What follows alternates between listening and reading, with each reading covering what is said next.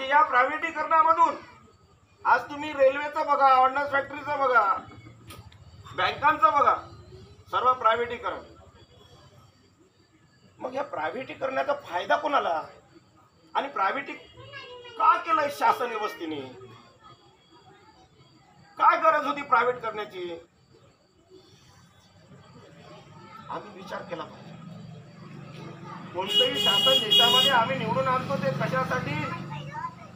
हे संपूर्ण शासन आमचं जनकल्याणासाठी निवडून आणलेलं आहे. इथल्या प्रत्येक नागरिकांचा विचार करण्यासाठी हे शासन आणलेलं आपण निवडून, ते विचार करेल असं आपल्याला वाटतं. पण त्यांनी एक खाजगीकरण सुरू केलं. या खाजगीकरणातून येणारा जो उद्याची जी काही जीवनशैली आहे ती प्रत्येकाला जे आहे विवंचनात अडचणीमध्ये टाकण्याची आपल्याला दिसून येत आहे. म्हणून लक्षात घ्या की हे प्रायव्हेटीकरण फायद्याचं भांडवलशाहीला आहे आणि आपल्याला सामान्य नागरिकांना नुकसानकारक आहे, तोट्याचं आहे. ते आपलं शोषण करण्याचं जे आहे प्रायव्हेटीकरण आहे. श्युअरिटी नाही आहे, खात्री नाही आहे आणि खात्री नसल्यामुळे जे आहे उद्या कोणीही सुखी राहू शकणार नाही, समाधानकारक जीवन घालू शकणार नाही.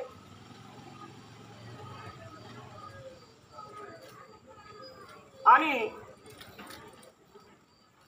समाधानकारक आणि सुखकारक जीवन जर मिळू शकणार नाही, हे स्वातंत्र्य नाही आहे, ही गुलामगिरी सुरुवात झालेली आहे. आणि ती जी आहे सामाजिक जे काही विषमतेला जे आहे गर्तेत टाकणार आहे असं आपल्याला दिसून येणार. कारण प्रायव्हेटीकरण म्हणजे जे आहे भांडवलशाहीला मदत करणे आणि सामान्यांचं शोषण करणे. आणि देश तर तुमच्या पैशावर चालतो.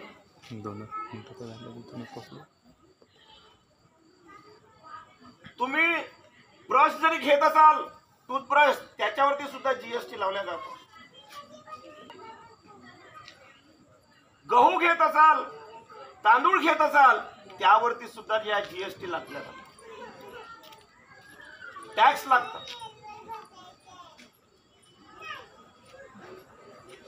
मग ते इलेक्ट्रिक बिल असो, पाण्याचं बिल असो, की घर टॅक्स असो, रोड टॅक्स असो, या माध्यमातून तुमचा पैसा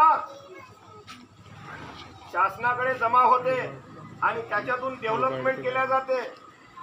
पण डेव्हलपमेंट कोणतं होऊन राहिलं आहे हे आपल्याला समजलं पाहिजे. नुसतं डोळ्यानं दिसणारच डेव्हलपमेंट नाही.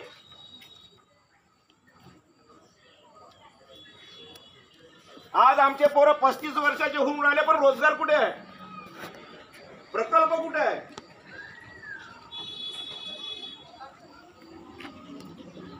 हे सर्व षडयंत्र यांनी रचलेलं आहे.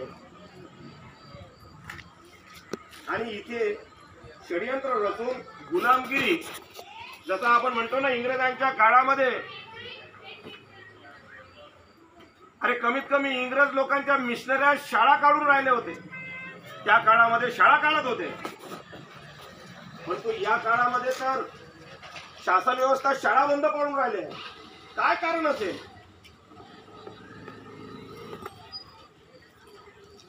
हे आपल्या प्रत्येक नागरिकाला कळलं पाहिजे. म्हणजे इथे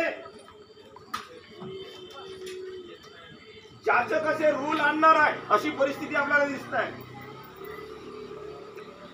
कमी पैशामध्ये काम करा, वैश्विक जीवन घालवा, तुमच्या गरजा नाही भागल्या तरी चालेल. पण इथे शोषण करणारी जी काही व्यवस्था एक तयार होत आहे,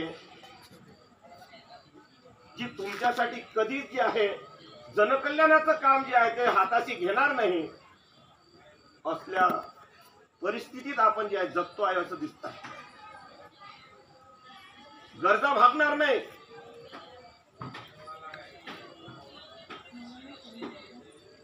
आज बघा की तुम्ही सिलेंडरचे रेट बघताय, तुम्ही जीवनावश्यक वस्तू आहे,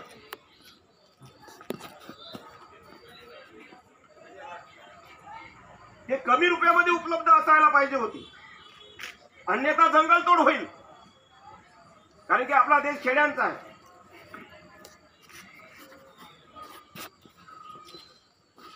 प्रत्येक लोक जे 1100-1200 रुपयाचं सिलेंडर घेऊ शकणार नाही.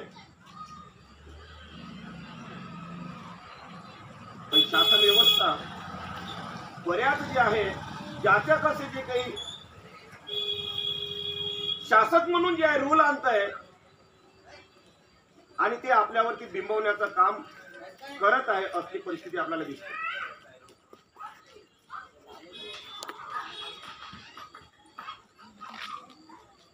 आज आपण म्हणतोय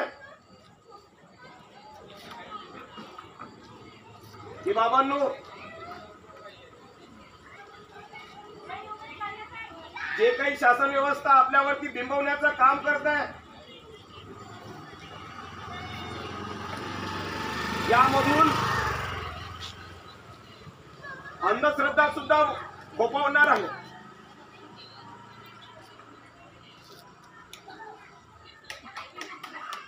कारण शिक्षणच जर बंद केलं तर आम्हाला बऱ्याच गोष्टी कळणार नाही.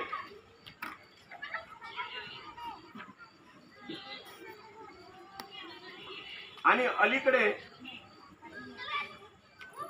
आज आपण बघतो आहे की आमचा पूर्ण भारतीय समुदाय 75% समुदाय जे आहे, शिक्षण घेऊनही आजही अंधश्रद्धेच्या गर्तेमध्ये आपलं जीवन व्यतीत करतोय. त्याला भीती वाटत आहे. हे सर्व जे आहे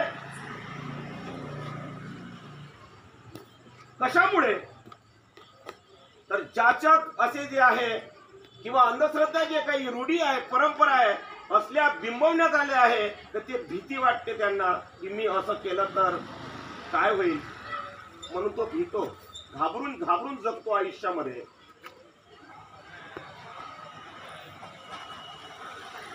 हे असलं जे शासन व्यवस्था आहे, विषमतावादी आपल्या देशामधले लोक आहे, धर्म आणि जातीच्या नावाखाली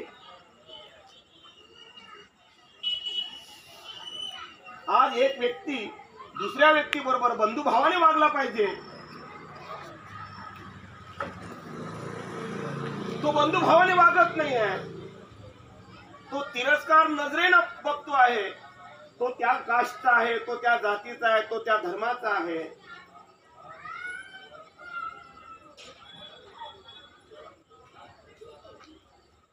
मग तो त्या धर्माचा आहे, तो जातीचा आहे.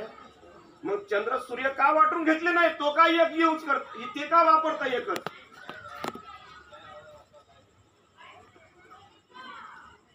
तो दुसऱ्या जातीचा आहे, तो दुसऱ्या धर्माचा आहे, मग एकच रोड काऊन वापरता. नळातून येणारं पाणी एकच काऊन वापरतात. दुसऱ्या धर्माच्या लोकांनी दुसरं पाणी वापरावं. दुसऱ्या धर्माच्या तिसऱ्या धर्माच्या लोकांनी तिसरं पाणी वापरावं. एकाच नळाचं एकाच तलावातून येणारं पाणी काऊन वापरतात. हवा काऊन एकच घेतात.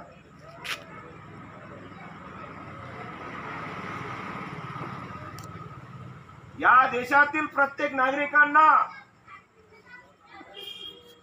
हा प्रश्न आहे. 21व्या सदीमध्ये आम्ही वावरतो आहे. आम्ही विज्ञानाच्या युगामध्ये, कॉम्प्युटरच्या युगामध्ये, इंटरनेटच्या युगामध्ये राहतो आहे. आमचं डोकं पण जे आहे ना, AI सारखं चालतंय, लक्षात ठेवा. आम्ही विज्ञान युगामध्ये विज्ञानासारखे विचार करणारे माणसं बनलं पाहिजे ना.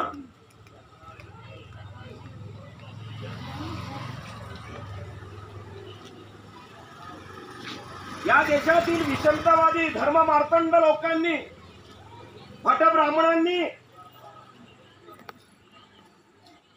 आमच्या देशातील जे बहुजन लोक आहे आणि संपूर्ण भारतातील अर्ध्यापेक्षा जास्त लोकांवरती त्यांनी जे बिंबवलेली अंधश्रद्धा आहे, परंपरा, जाचक असे जे काही परंपरा आहे, त्या बिंबवण्याचं काम केलं आणि भीती दाखवत आहे. आजही भीती दाखवत आहे. मनुष्य गर्भामध्ये असतापासून तर मृत्यूपर्यंत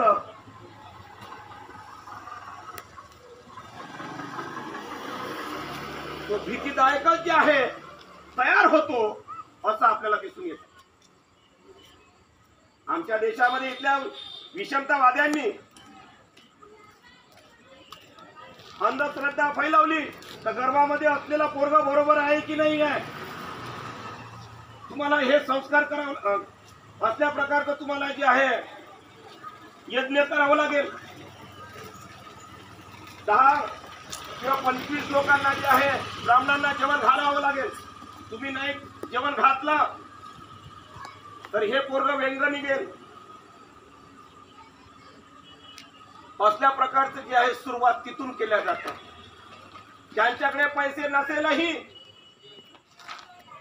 पूजापाठ करायला तरी पण जे आहे कर्ज काढून दुसऱ्याकडून जे आहे त्या विद्या त्यांना करायला भाग पाडतात. या असल्या विद्या जे आहे पैसे नसताना सुद्धा आमच्या सामान्य जनतेला इथली मनवादी व्यवस्था करायला लावतं. इथले भट ब्राह्मण करायला लावतं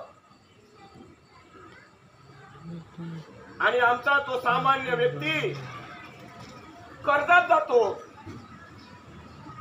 आणि एकच संस्कार नाही, त्या गर्भामध्ये असलेल्या बाळाला ते तर सांगतात पण त्यांना जे आहे फळं द्या, बदाम, काजू हे असल्या प्रकारचं त्यांना विकत आणायला लावतात. आजही होत आहे. शिक्षित लोकही जे आहे त्याला बळी पडत आहे. अरे तुम्हाला जे आहे ते पोरगं व्यंग आहे तो कसं आहे ते यज्ञानं नाही समजणार. आता सोनोग्राफी आली आहे ना, सोनोग्राफीनं समजेल ना.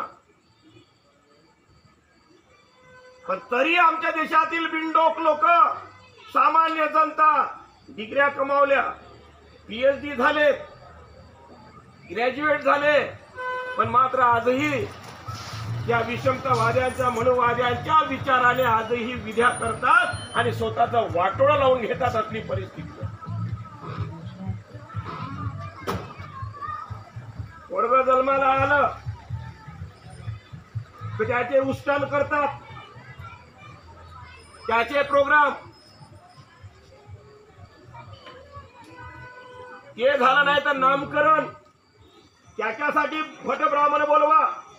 अरे आमच्या भारतातील लोकांना, सामान्य जनतेला राजे हो कळत नाही. तुम्ही आजपर्यंत तुम्ही त्यांच्यावरती बिंबवलं, बिचारे भितात.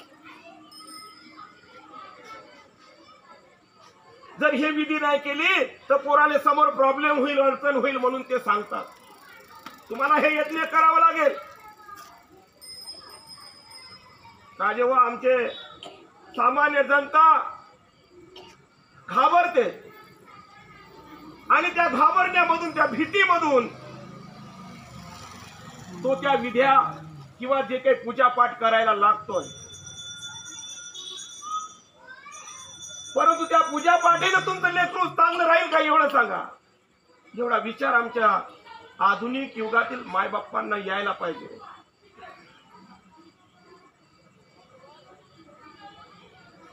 राजे तुमच्याकडे तुम्ही जर आर्थिक विवंचनेत जरी असले तरी त्या विद्या तुम्ही जर पार पाडाल तर त्याला खायला बरोबर भेटणार नाही पोराला, आणि तुम्हालाही खायला भेटणार नाही. सर्व तुम्ही घशात घालाल ते भट ब्राह्मणांच्या. हे आमच्या बहुजनातील लोकांना का समजत नाही, हा आमचा प्रश्न आमच्या भारतीय बांधवांना आहे.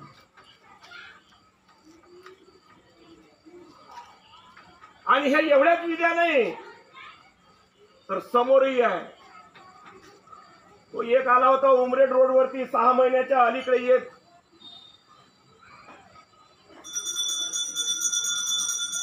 आणि तो सांगत होता पोरग 10व्या वर्गात आहे, पोरग जर पास करायचं असेल तर तुम्ही बेलाचं पान तुम्ही त्या पिंडाने लावा, पोरग पास होऊन जाईल. असं कधी होते का? परंतु हे बिंबवल्या जाते. उलट सुलट तुम्हाला काही तर काही सांगितल्या जाते आणि आमची सामान्य जनता, भोळी भाडी जनता त्याला बळी पडते. आणि कित्येक वर्षापासून बळी पडत आहे. आता आम्ही ते होऊ देण्याचा आणि त्यांचा जो काही प्लान आहे तो आम्ही जे आहे यशस्वी होऊ देणार नाही. आम्ही आमच्या देशातील लोकांना जागृत करणार.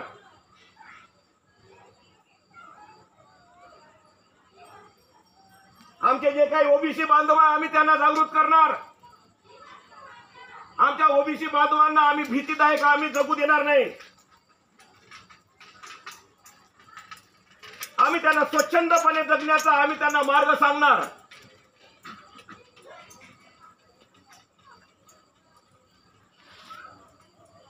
पोराले नोकरी लागेल का पहा भविष्य. पोरीचं लग्न नाही होऊन राहिलं का काऊन नाही होऊन राहिलं. किती शनी आहे किती ग्रह आले त्याच्या आड पहा भविष्य. त्या भविष्यवाल्याने स्वतःचं भविष्य नाही माहिती तो काय दुसऱ्याचं भविष्य सांगेल.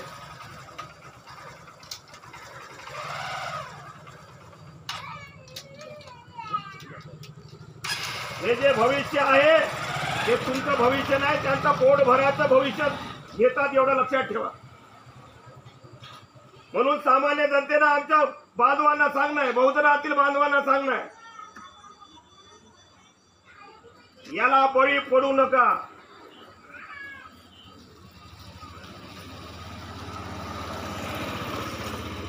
पोराचं लग्न काढायचंय पोरीचं लग्न काढायचंय.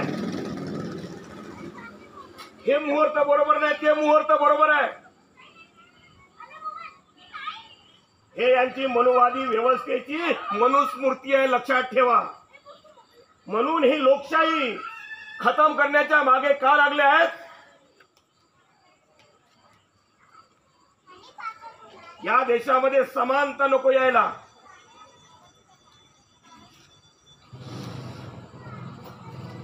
गरीब हा जो आहे त्याचं जीवनमान उंचावलं पाहिजे. तो आलाच नाही पाहिजे वर. देशात अजूनही लोकशाही यायची आहे लक्षात ठेवा. म्हणून हे मनुस्मृती लावण्याचं कटकारस्थान करत आहे. यांना वर्णव्यवस्था जशीच्या तशी भारतामध्ये ठेवायची आहे.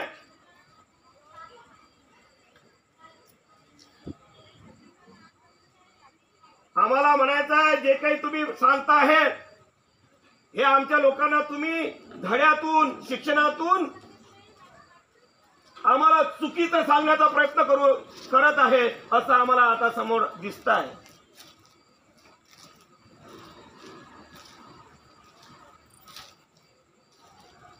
जे धडे पाहिजे शिक्षणामध्ये ते देणार नाही.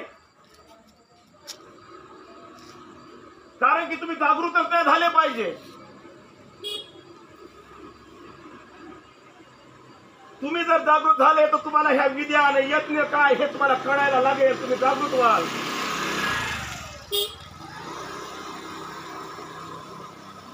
पलीकडे आता हे भट ब्राह्मणच पेरत नाही तर आता युट्यूब मधूनही पेरण्याचं काम सुरू झालेलं आहे. मोबाईलच्या माध्यमातूनही सुरुवात झालेली आहे. तुम्ही पहा एखादं काहीतरी येत आहे तुम्ही असं असं कराल तोंडामध्ये पाणी ठेवा तर तुम्हाला सर्दी होणार नाही आंघोळ करताना. म्हणजे काहीतरी अंधश्रद्धेचं एखादं पिल्लू टाकून द्यायचं तिथे.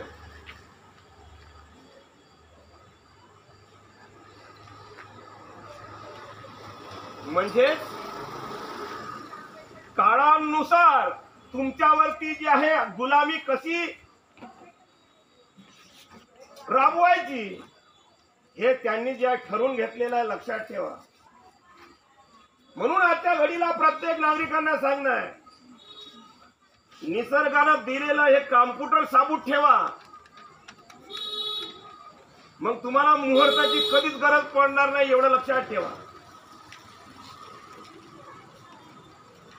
इथल्या भटब्राह्मणांना आमचा प्रश्न आहे की तुम्ही मुहूर्त जर काढता तर मृत्यूचं मुहूर्त का काढत नाही. जन्म केव्हा होणार आहे त्याचं मुहूर्त का काढत नाही.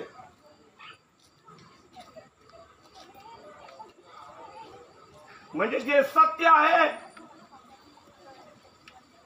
हे सांगू शकणार नाही. जे असत्य आहे खोटं आहे फसवं आहे ते लोक आपल्याला सांगण्याचा प्रयत्न करतात आणि त्याच्यामध्ये आमची जनता, भारतातील जनता जी आहे फसत आहे, एवढं लक्षात ठेवा. आणि म्हणून या देशातील 75% जनता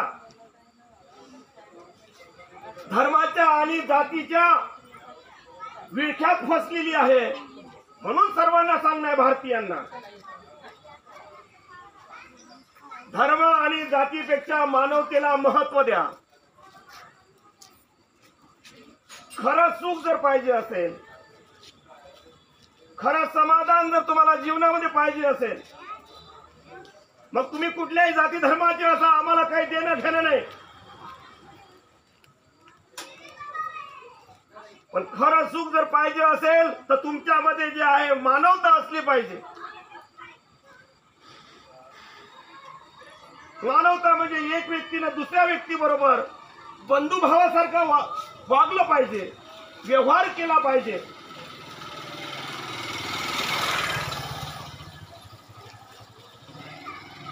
एका व्यक्ती आपण म्हणतो आहे रोटी बेटीचे व्यवहार व्हायला पाहिजे, इंटरकास्ट मॅरेजेस झाले पाहिजे.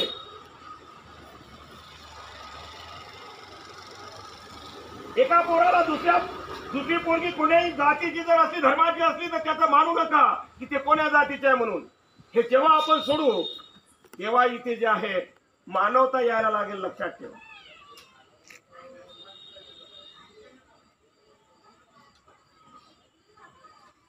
पण या देशामध्ये वेगळं पेरला गेलं नाही. त्याच जातीचं पाहिजे, त्याच धर्माचं पाहिजे. काय लावलंय हे? काय तो मुलगा 2 हात 2 पाय 2 डोळे 1 डोकं नाही आहे का? त्या पोरीला 2 डोळे 2 हात 2 पाय नाही आहे का? सर्व सारखे आहे, रक्त सारखं आहे. मग आम्ही असं विषमता का करतो? मित्रांनो, हे आपल्याला समजायचं आहे की हे जे काही केलेलं आहे, हे कटकारस्थान जे काही रचलेलं आहे हजारो वर्षापासून, ते रचलेलं आहे इथल्या भटब्राह्मणांनी, मनुवादी व्यवस्थेने. आणि याच्यातून आमच्या बहुजनांना बाहेर जर निघायचं असेल तर इथल्या बीजेपी आणि काँग्रेस, राष्ट्रवादी, शिवसेना सारख्या विषमतावादी जेवढे पक्ष आहे, जी व्यवस्था आहे, त्यांना पहिले नेस्तनाभूत करावं लागेल, एवढं लक्षात ठेवा.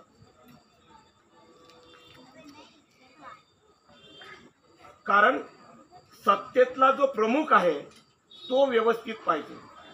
तोच जर विषमतावादी असला, ज्या झाडाखाली जे झाड असते, म्हणजेच एक राजा ज्याला म्हणतो, किंवा जे आहे आज आपल्या इथे प्रधानमंत्री असतो,